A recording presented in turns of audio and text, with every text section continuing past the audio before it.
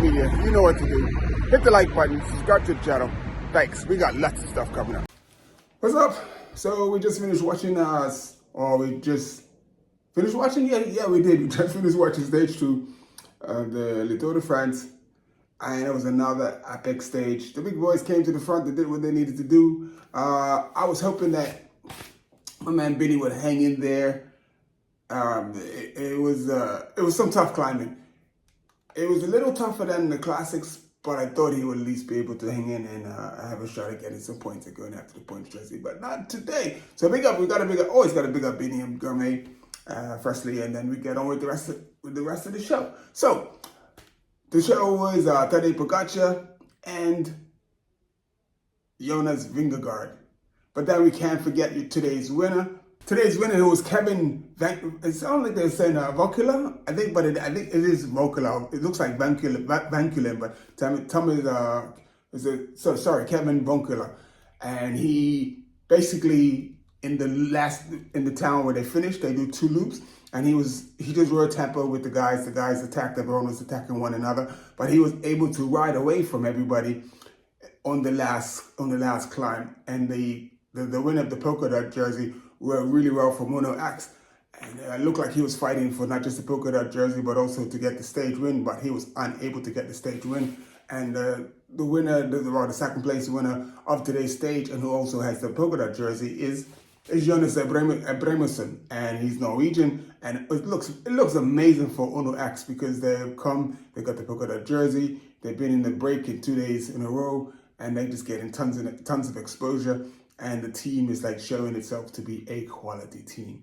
The third person in the finish on the podium today is Quentin Pesce, and he rides for Groupama, and well done to those 3, but then obviously, not taking away from them, they rode hard, they rode well to get in the breakaway. And it was also good to see more classic style racing, letting a massive breakaway get away up the road, like 8 minutes up the road, which just showed that the breakaway was going to succeed. So it's not just down to the big guns and then just horsing it down and taking the stage and not letting anybody else win. But it was just good to see some old school type racing. And then we go back to the group where you see Jumbo-Visma on the front a bit, and especially coming onto the last climb, you see Jumbo-Visma was on the climb and, setting the tempo for Jonas, and then on the second to last climb, when it was two laps to go, and one of the riders was on the front for Visma Lisa bike. And Jonas, and he was like done, and Jonas was like, look back to one of the other guys, said, oh, let's, come to the front. Walt went pretty early, so obviously seeing that Walt doesn't have the form and the shape. So I'm not really gonna base anything off of what happened today, because today the climbs is just too short and too sharp. So you really can't, if you got found out today, then you're definitely gonna have problems in the big mountains. So yeah, I think I'm not even gonna mince my word. I think the bluff is still on by Jonas, but we will find out when we get to the big mountains. If the Giro was too much and Tadej is he's not gonna have the punch that he had in the Giro, and it's one of two things. That one is either it could go that way, where Poggi just doesn't have it because the Giro took everything out of him and he hasn't really recovered, or he peaked at the Giro and he's not able to do the business, or Jonas is going to work the other way because Jonas hasn't had the riding. He doesn't have the race miles in his leg. So I sort of sit with Bernard Hinault. It's like, really, you haven't raced since in 3 months, and you can just jump on the bike and ride with the best rider in the world? I mean, barring none, you Jonas is when he is on form, he is, probably the best climber in the world. I think he's actually a better climber than Poggi. Even though Poggi's my guy, I'm going to still, keep it straight up. I think Jonas is probably the best climber in the world. But to be off 3 months and then to no race days, none whatsoever. So, and this is the other thing. I just think it's, even though he would have conceded time going with Poggi today, and like he had to show the world that like he's here, he's fit, and I just think Jonas should be playing the long game, because I think he will ride into the Tour. I think he will get fitter, but I think if he tries to match Poggi, I think he might be, putting himself into some trouble, because Poggi has he has the condition in his legs already. Jonas is trying to get his legs into condition. So unless there's been some secret races or something, or I don't know, maybe he's been racing on Swift and stuff, or I don't know. But it doesn't seem real. It doesn't seem feasible. So like when Poggi went, and then he sort of went on the end of the climb. He didn't even go on the steepest part of the climb. He went on the end of the climb where the gradient started to ease off, and Jonas was able to come around and match him. But the thing was, Jonas was the only one that was able to match him initially. So it looked like Remco missed the move, like when they went, because you've seen Remco attack. Remco is more like a diesel when he attacks. You see it coming, and you usually can't do anything about it. But Poggi and Jonas, when those guys attack, it's like choo-choo. So Remco is that slow diesel type of attack. So I'm pretty sure he got, he's gonna have a problem with that. Even if Remco can match Poggi and Jonas in the big mountains, when those two put on those big spurts, when they chuck the wattage up to well over 7 watts per kilogram or something like that, when they chuck it up there, and it goes in an instant, they go in an instant, and if you go back and look at the race, you'll see how hard they are, how hard they went, and like how instantly and how hard they went. But it's just really interesting. It's really interesting, and all we can do is just sit and wait and see how it plays out. I just find it really, really interesting that like a lot of weight is being put on Jonas to come in here and deliver. And I just hope that Poggi, it looks like he's being patient, because he said it in the interview at the end of the race. He was saying, like, it's a long race. It's a lot harder than usual. And, it doesn't make sense putting the guys in the front. And he really didn't want the yellow, because when they got away, and Poggi thought he was going to go to the line with Jonas, and probably I looked like he wanted to outsprint Jonas to say something, but then Jonas really wasn't putting in the help. Like he was, being frustratingly unhelpful. Like, and we race against these guys, and it's really, really frustrating. It's unnecessarily being unnecessarily unhelpful. Like, nobody's gonna win or lose either way here, so just help out. And in doing that, what happened? Remco caught up and was able to sprint for the finish, and Carapaz sat on Remco as they crossed as they closed the gap. And I can see how Remco closed that gap, because once they got on the flat, and Remco is like, so I think hands down Remco is going to win the time trial. He's just looking like, he's the business. So I can't see Jonas being on the form that he was when he put 2 minutes in Tadej. It was almost 2 minutes he put in Tadej. I can't see him having that form, and that's the only way he would beat Remco in this upcoming time trial is if he has the form when he won that time trial last year. And we will see.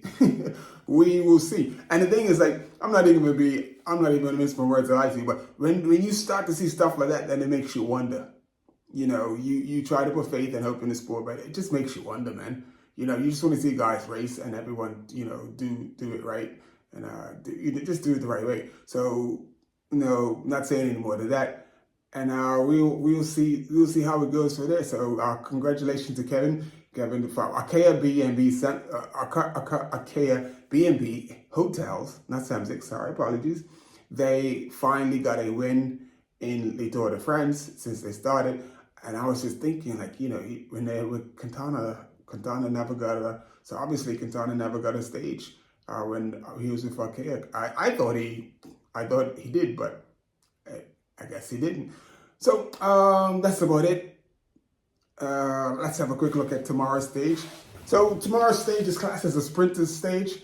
It's not absolutely planned flat. There's a couple bumps and stuff, And then I was listening to some of the other commentators, and they were talking about like tomorrow's the day for the sprinters, and Poggi was saying like, you know, like it's hands off tomorrow. I don't think Poggi was saying that, but they were saying like you know, basically it's hands off for UAE tomorrow, and the sprinters need to do what they need to do, because it'll be the only day that UAE get a day off and not really have to command the front, because on day 4 then they go to the big mountains, and yeah, so then it'll be on for UAE. But it's weird. I just like Benny, so I'm gonna keep watching for Benny. So, and I also would like to see Cab do it, but Cab came in, you know, he while under the time clock took it easy, relaxed, obviously recovered from yesterday.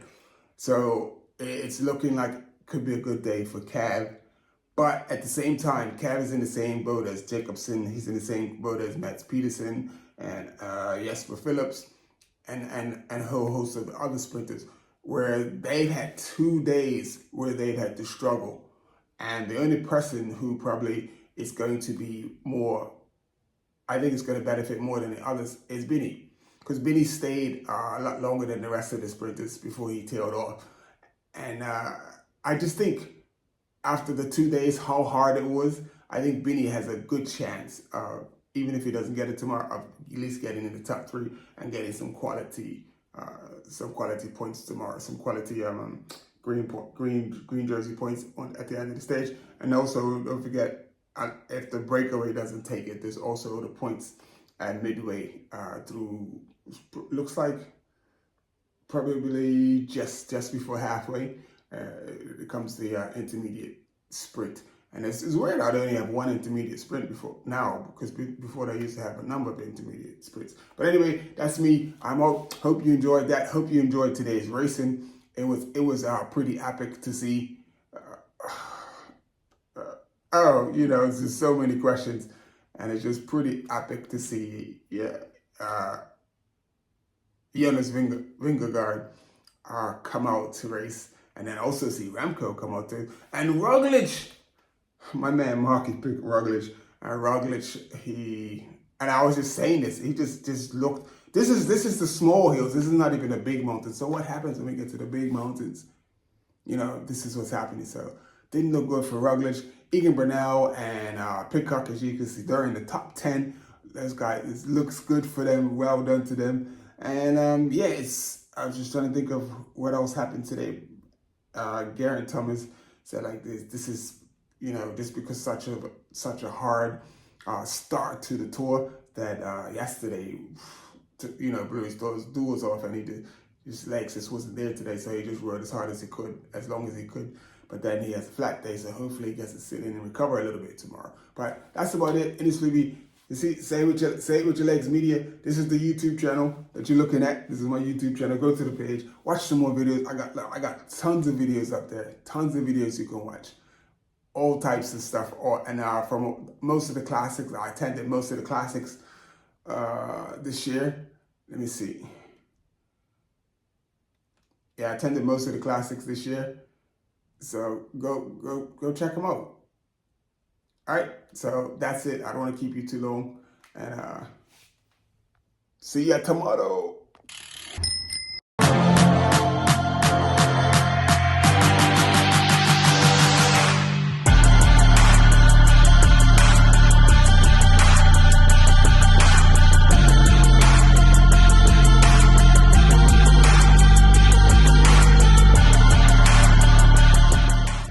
Your legs media, you know what to do.